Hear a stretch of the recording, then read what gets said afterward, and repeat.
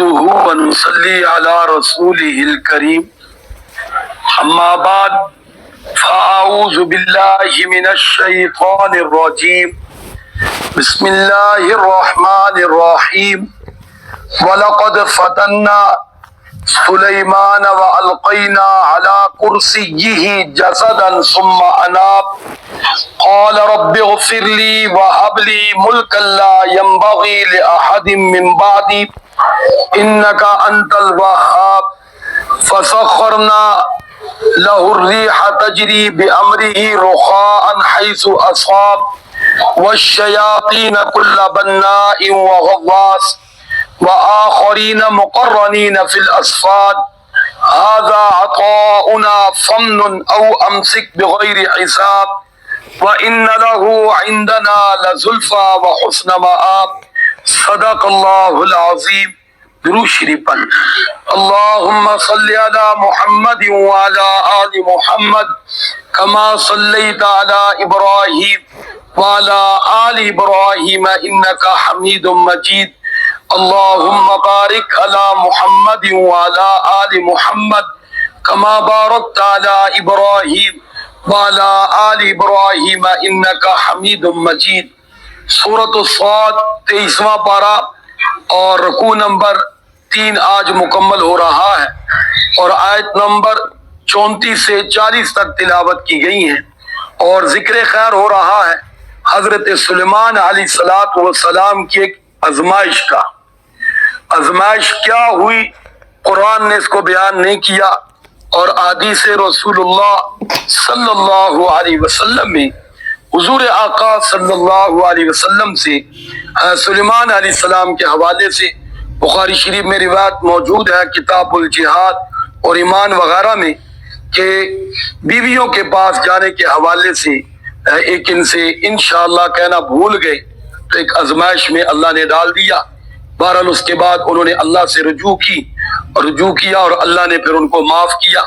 اس کے علاوہ یعنی اس کو بھی ان آیات کی تفسیر نہیں کہہ سکتے ویسے ایک واقعہ میں نے عرض کیا اور دوسرا حضرت کے بیمار ہونے کا کہ بیمار ہو گئے اور اتنے کمزور ہو گئے کہ گویا جیسے ایک جسم کا ڈھانچہ سا رہ گیا ہو اور اس کو پھر کرسی پہ بٹھایا گیا رکھا گیا اور پھر سلیمان علیہ السلام نے اللہ کی طرف رجوع کیا صحت کی دعا کی اور پھر آگے بادشاہت کا سوال کیا جو آگے آیات میں ذکر آ رہا ہے. اس کے علاوہ تیسرا ایک واقعہ وہ ان لوگوں کی طرف سے ہے جو سلیمان علیہ السلام کے مخالف تھے. مفسرین نے یہ ایک جماعت اہل کتاب میں سے ذکر کی تھی ایسے لوگ تھے کہ جو سلیمان علیہ السلام کے مخالفین میں سے تھے. انہوں نے ایک من گھڑت واقعہ ذکر کیا جو عموماً اتنا عام ہے کہ اصل یہ جو میں نے 2 واقعوں کی طرف اشارہ کیا وہ لوگوں کو پتہ نہیں لیکن یہ ہے کہ سلیمان علیہ السلام کی ساری حکومت اللہ معاف کرے کہتے ہیں انگوٹھی کے اندر تھی اور سلیمان حقیقی کے نام سے لوگ پتھر بھی بیچتے ہیں آپ کے علم میں ہوگا لوگ پہنتے بھی ہیں اور پھر وہی قصہ سنایا جاتا ہے کہ سلیمان کی ساری طاقت وہ انگوٹھی میں تھی اور انگوٹھی کے اندر وہ پتھر تھا.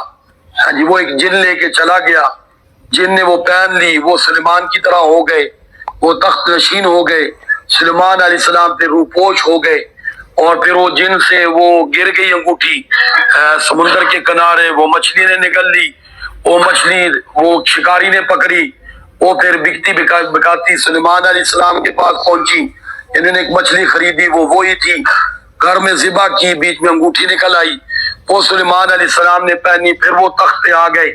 یہ سارا من گھڑت قصہ ہے.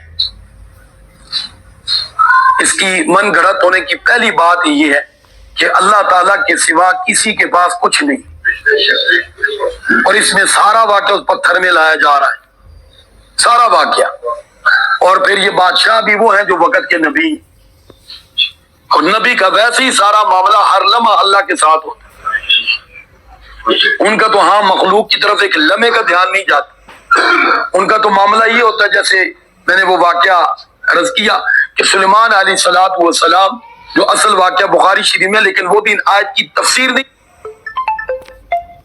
کہا جا سکتا لیکن اس کے ساتھ ایک اشارے میں جوڑا جاتا ہے کہ وہ سمجھے کہ یہی اس کے حوالے سے واقعہ ہے کہ ایک مرتبہ اپنی فوج کا احوال لے رہے تھے کہ فوجی نوجوان کیسے ہیں، پیچھے تو گھوڑوں کا گزرا ہے، تو ان کا بھی ذرا احوال لیا تو ان میں سستی محسوس کی کہ یہ لوگ سست ہیں، چستی نہیں آ رہی، تو ارادہ کیا کیونکہ ان کی بیویاں کموں پہ 100 یا اس سے زیادہ تھی۔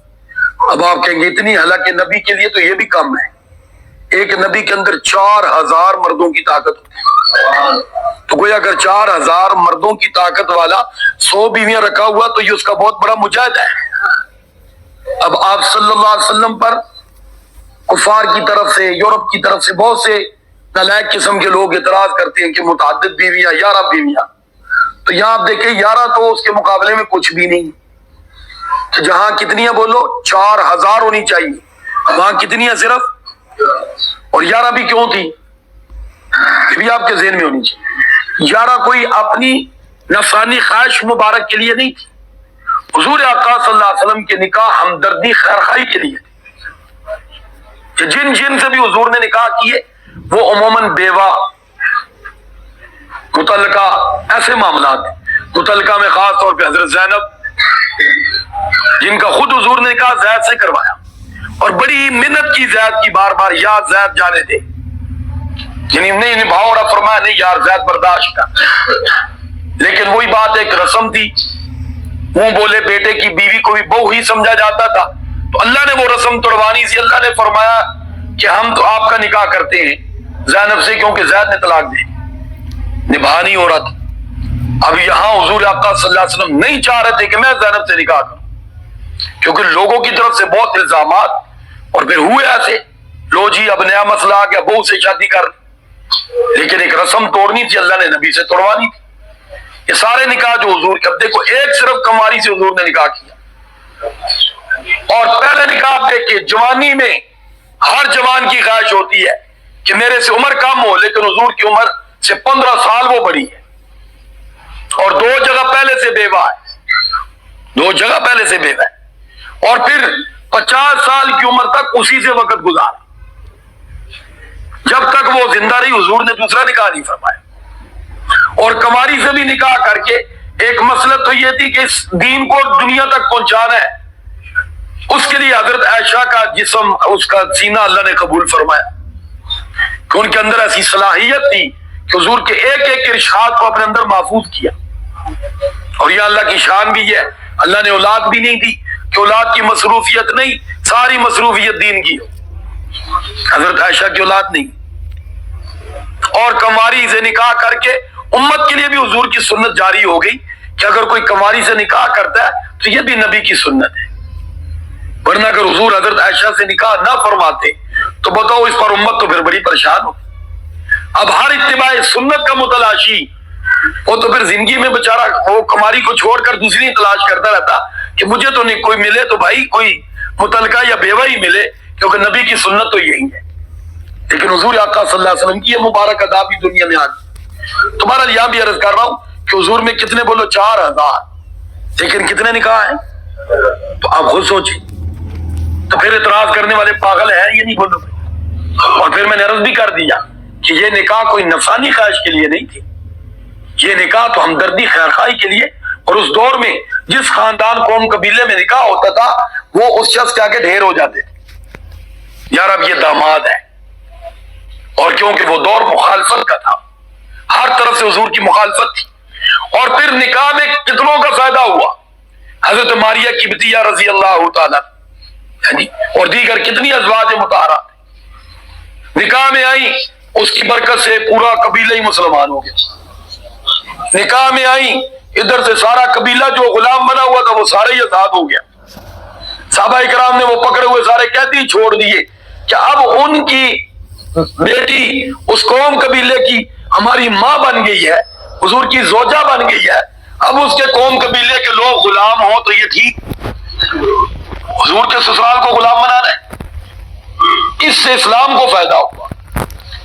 تمہارا سلیمان علیہ السلام نے کہا کہ آج میں ہر بیوی کے پاس جاؤں گا حقوق زوجیت کے لیے، پھر بیٹا پیدا ہوگا، گویا کتنے پیدا ہوں گے بولو، 100 بیٹے تو پیدا ہوں گے۔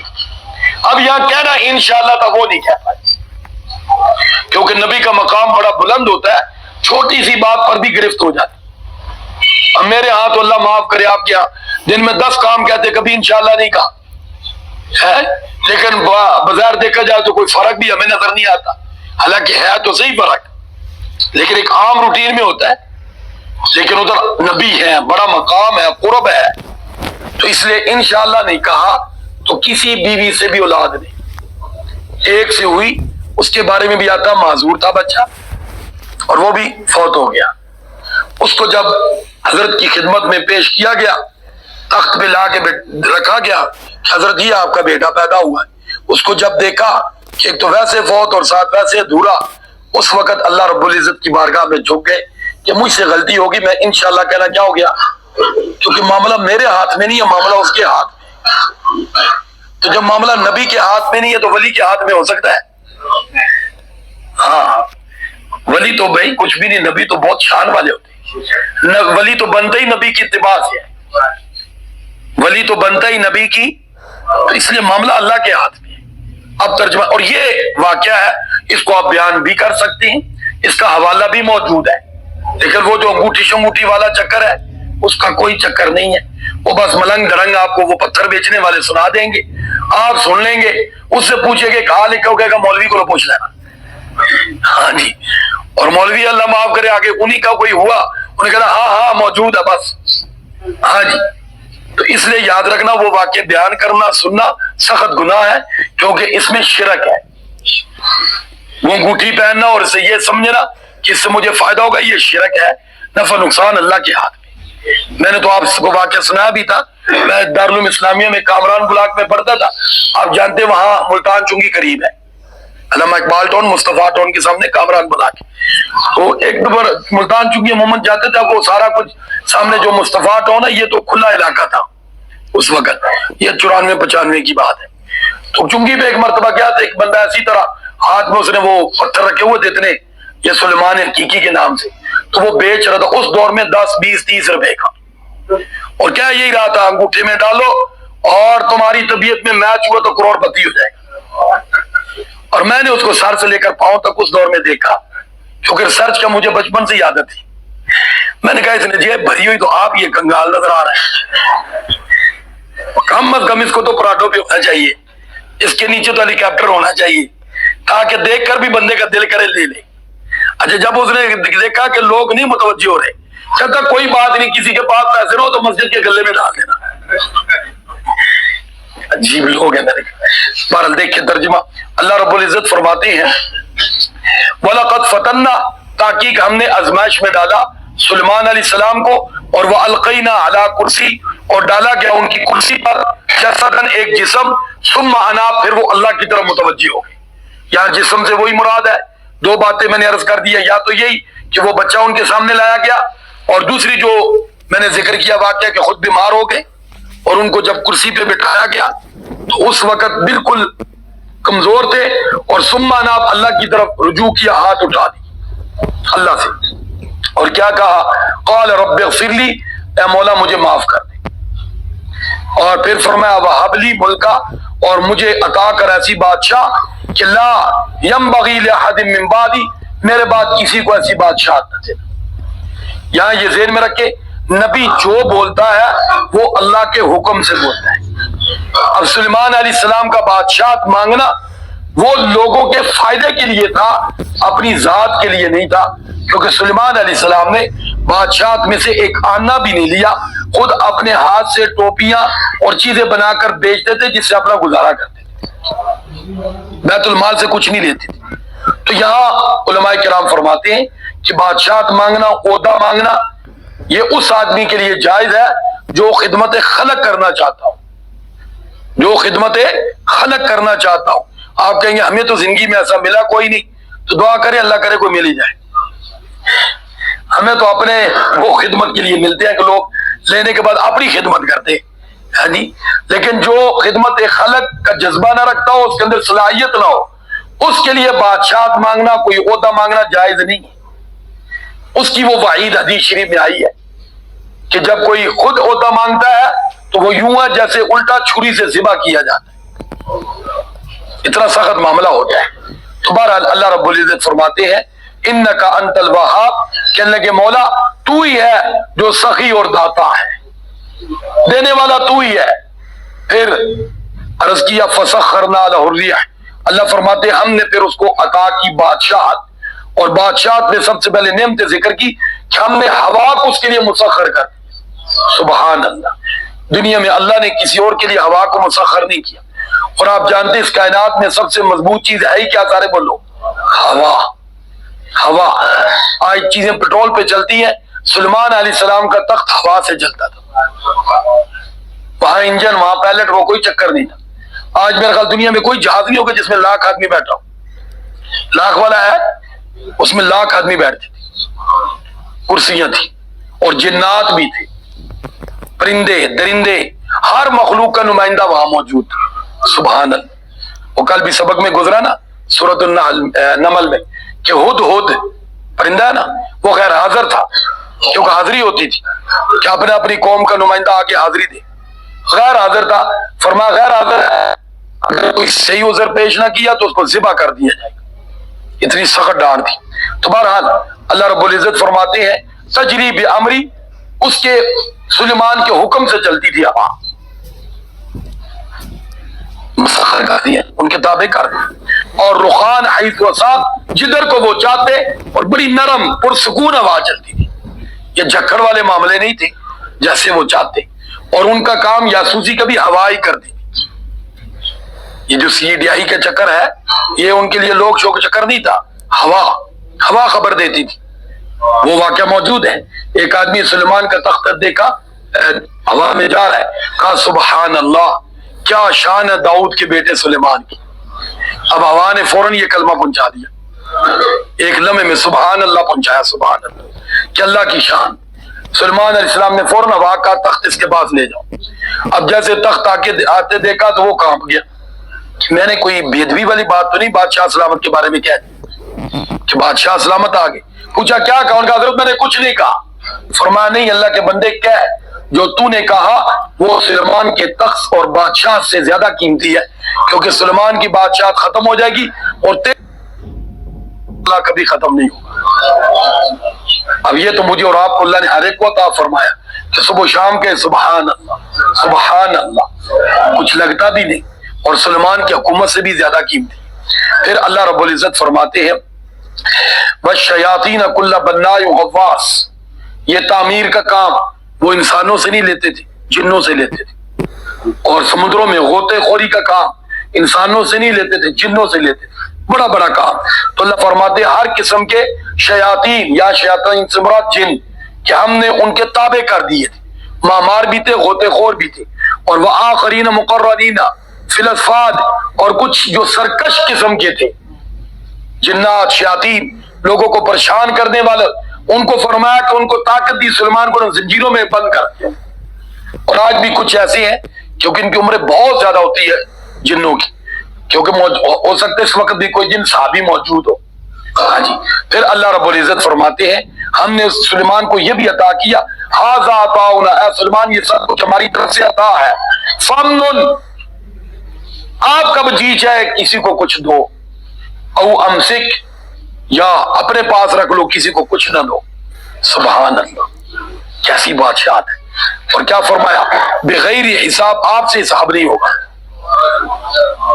آپ سے نہیں پوچھا جائے گا کہ فلاں کو کیوں نہیں دیا، آپ کی مرضی ہے نا، بادشاہت ہے، کمال کی ہے نا۔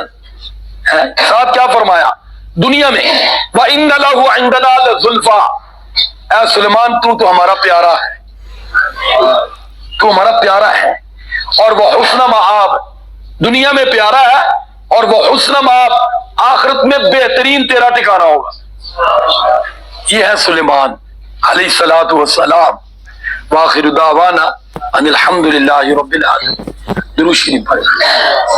اللہم صلی علی محمد وعلی آل محمد کما صلیت علی ابراہیم وعلی آل ابراہیم انک حمید مجید۔ اللہم بارک علی محمد وعلی آل محمد کما بارکت علی ابراہیم وعلی آل ابراہیم انک حمید مجید۔ لا الہ الا اللہ محمد رسول اللہ۔